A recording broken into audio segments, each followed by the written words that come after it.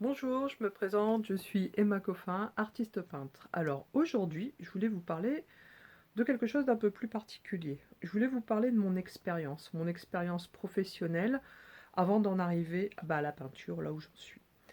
Bon, j'ai peint depuis que je suis toute petite, j'ai dessiné, j'ai fait de la BD, des choses comme ça. Mais j'ai pas été que ça, j'ai travaillé, j'ai été salariée pendant des années, j'ai été responsable de magasin bio pendant plus de 20 ans dans la même boîte.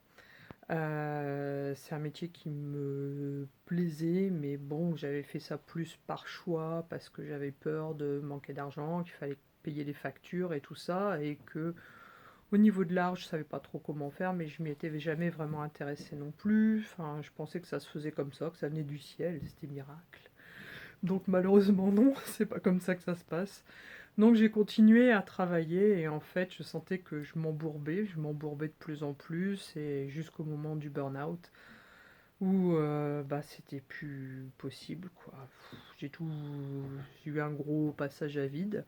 J'ai repris le travail et j'ai même continué dans une autre boîte où j'étais contente d'y aller parce que j'ai fait des rencontres merveilleuses. Ça a été vraiment un super truc, mais je me rendais compte que je regardais ma vie comme si j'étais spectatrice. J'étais plus dedans et en fait, j'étais pas du tout à ma place. Et j'étais malheureuse à cause de ça et ça n'allait pas, quoi. Et je me dis, je peux pas continuer comme ça, je peux pas passer à côté de ma vie toute ma vie.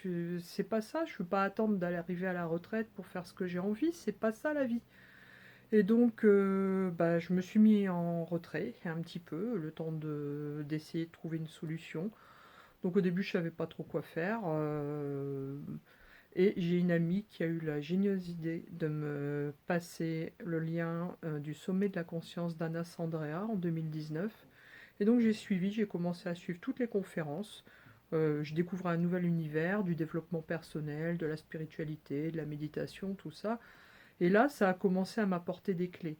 Parce qu'il y a la question qui revenait tout le temps, mais c'est quoi ta mission de vie? Qu'est-ce que tu veux faire dans la vie? Qu'est-ce qui te fait triper? Qu'est-ce qui te fait plaisir?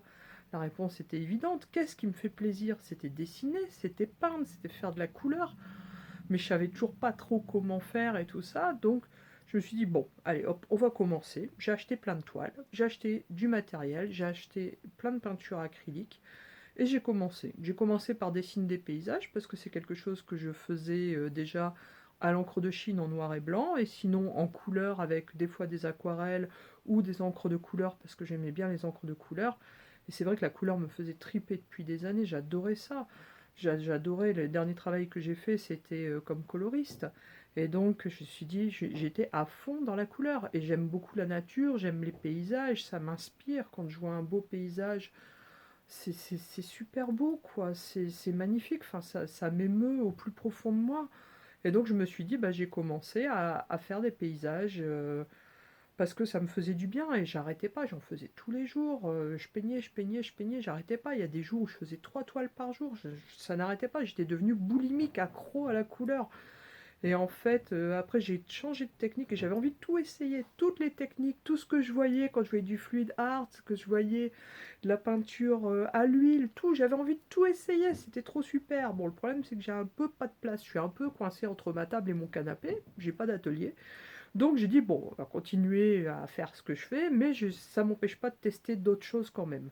Et on verra l'huile le jour où j'aurai un atelier pour pas asphyxier tout le monde et pour pas que le chat porte un masque à gaz, pauvre bête, on va pas l'asphyxier quand même.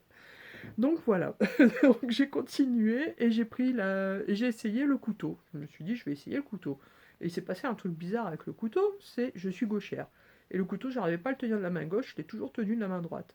Et j'ai commencé à peindre, j'ai dit bon, je vais faire le paysage d'Arizona parce que ça m'inspirait beaucoup avec la couleur, le contraste entre les rochers de couleur ocre, les couleurs presque embrasé de feu, de rouge, de teintes de brun et tout, et le ciel bleu derrière, mais c'était superbe quoi. Donc j'ai commencé ma première série que j'appelle la série Arizona, que je continue encore maintenant parce que ça me fait plaisir avec de nouvelles variantes, de nouvelles choses. Mais c'est vraiment la chose qui m'a... J'étais en train de plonger directement dans la couleur et en fait c'est le médium du couteau qui me permettait de me connecter vraiment à ça. Et j'ai dit mais faut que je continue, quoi. J'adore. Et donc, bah, ça a été la suite logique. Je me suis mis dans l'abstrait. J'ai commencé, j'ai pris une toile un peu plus grande que ce que je faisais avec les paysages. Et puis j'ai dit, bon, bah, je vais dans la couleur. Et j'y vais. Et je me laisse. Et j'ai continué. Et je me suis vraiment senti bien parce que je savais pas ce que je me mettais pas de pression. Parce que je savais pas à quoi ça allait ressembler, ce que ça voulait. Et donc je me suis laissé exprimer au plus profond de moi. J'ai ouvert mon cœur, j'ai ouvert.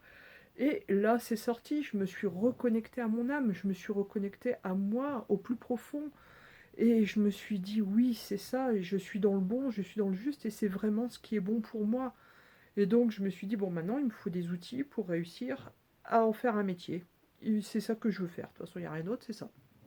Donc, j'ai suivi une formation en développement personnel avec David Laroche, entraîné pour réussir, qui m'a donné beaucoup de billes, ça m'a vraiment aidé énormément. Ça m'a aidé à dépasser mes peurs, à dépasser mes limites, à ouvrir mon esprit, à avoir confiance en moi surtout, en avoir confiance et en mes capacités, en ce que je suis capable de faire, parce que je crois à force de faire des tâches répétitives tout le temps depuis des années, on a l'impression d'être bête, quoi, enfin d'avoir régressé, alors que j'avais fait des études de langue, ça me plaisait bien et tout, et là à nouveau l'esprit s'ouvrait et j'ai essayé plein de nouvelles choses.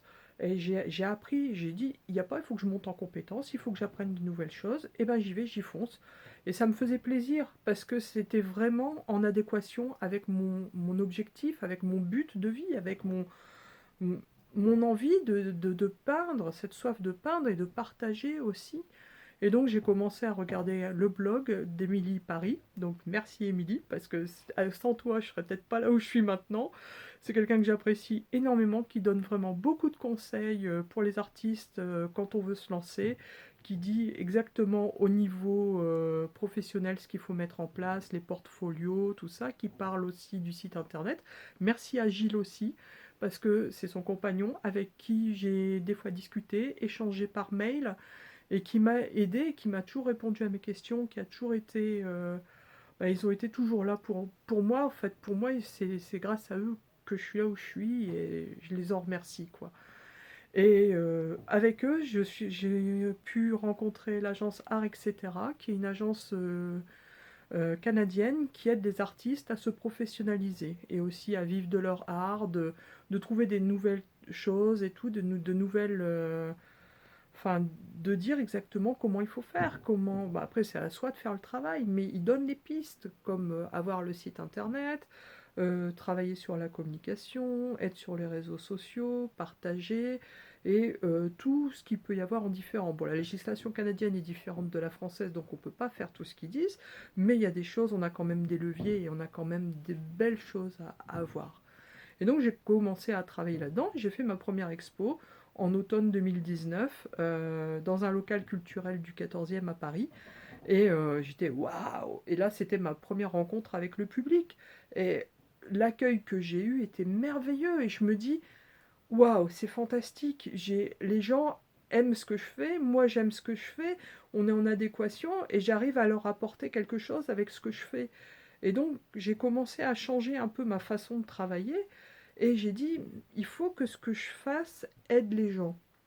Il faut que la couleur qui soit sur les toiles, ou le sujet, ou la forme, le geste, ça leur apporte quelque chose, que ça puisse les aider à se reconnecter à eux, à leur âme, à ce qu'ils ont à l'intérieur, ou leur donner de l'énergie ou de la pêche pour avancer, et puis qu'ils avancent, ou tout simplement susciter leur imagination en regardant les différentes formes d'étoiles, parce que c'est vrai qu'en éclairant différemment, on peut voir des choses dedans, c'est marrant, des fois il y a des têtes de dragon, enfin c'est assez marrant, parce que comme il y a du relief avec les ombres, ça réagit vraiment différemment.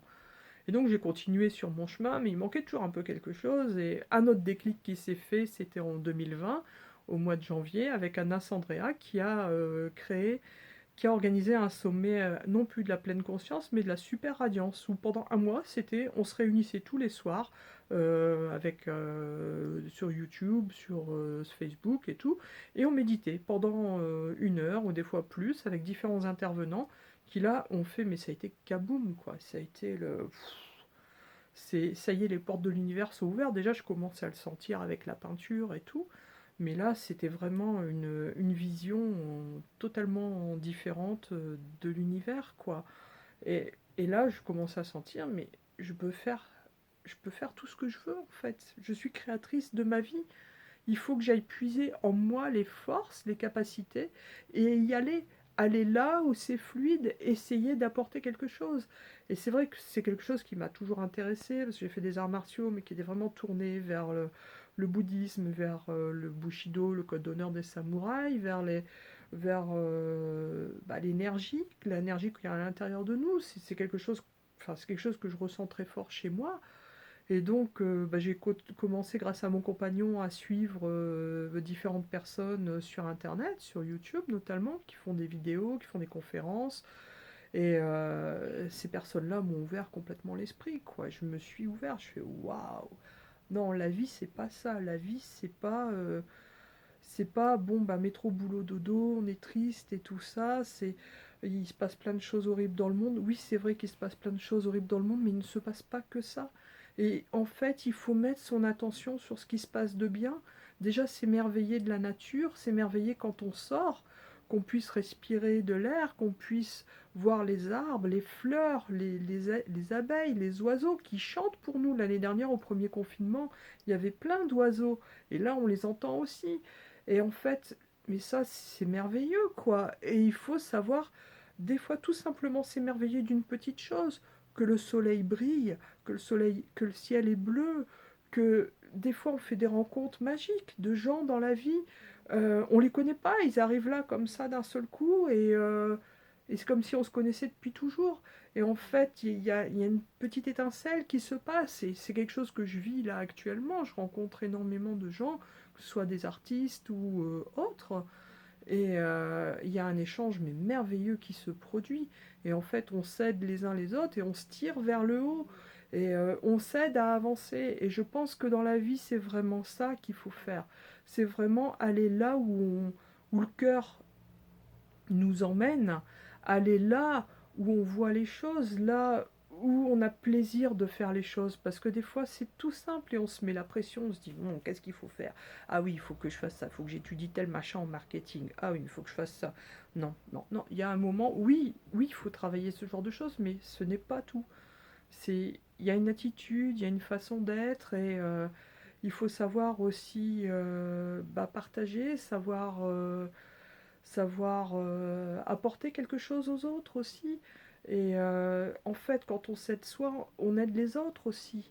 Et c'est ça qui est important. Parce que si on est là, ah oui, mais ça va pas, je me sens pas bien, je suis fatiguée. Oui, il y a des coups de mou, ça arrive, tout le monde en a, moi j'en ai aussi. Mais si on se focalise que là-dessus, bah, l'énergie elle baisse et ça nous aide pas à avancer. Donc oui, on a un coup de mou, bah oui, aujourd'hui j'ai un coup de mou, et puis c'est tout, ça sera comme ça, et puis c'est pas grave, demain ça sera autrement, et voilà, et on avance. Et c'est ça qui est important.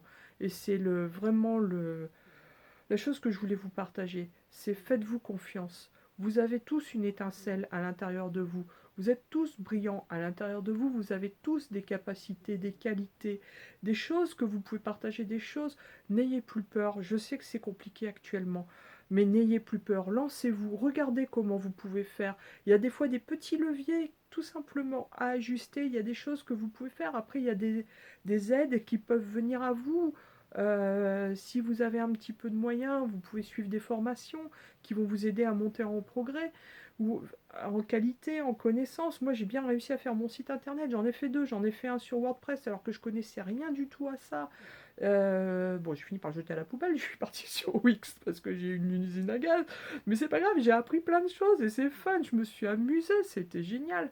Et en fait, la vie, c'est une grande aventure et il faut y aller. Et franchement, n'ayez pas peur parce que vous créez ce qu'il y a autour de vous, vous créez votre vie.